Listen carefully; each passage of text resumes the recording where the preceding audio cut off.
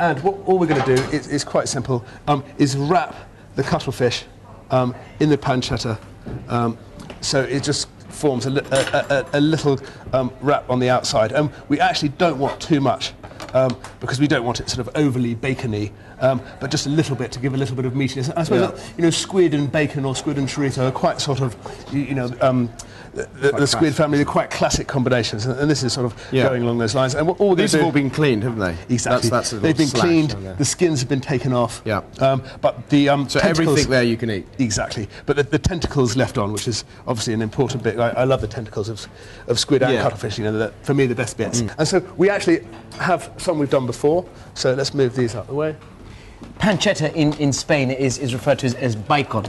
Or bacon. Right. So it doesn't sound a classically Spanish dish, but rather than say cuttlefish and bacon, which would sound rather peculiar, we use pancetta.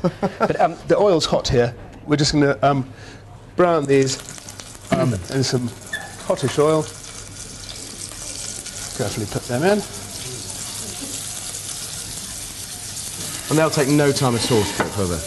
No time, I suppose. It's probably going to be 2 minutes. It's generally the Spanish cooking, is it? Apart from that dish you showed us earlier, which took the cocido hours. I mean, is it very sort of quick cook? Well, I suppose that our take on Spanish cooking is because we like not doing too much to things, and so there is sauce, not sauce. There's plenty of Spanish food. Exactly. There's plenty of Spanish food that is, you know, much more elaborate and complicated and time-consuming. It's just we don't go into it so much. We prefer sort of a more simple. One of our main cooking implements at the restaurant, well, both restaurants, is a plancha, which is a flat grill. I'm sure you've come across it.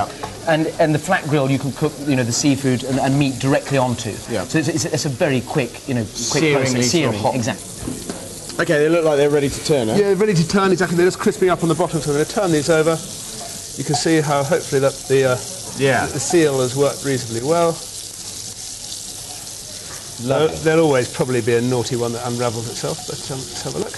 Good. Beautiful. So meanwhile, we've got one of these. This was simmer down normally for about another half an hour. We've got, and then we put it into a blender and reduced to a nice thick sauce. And we've got one that we've done earlier here.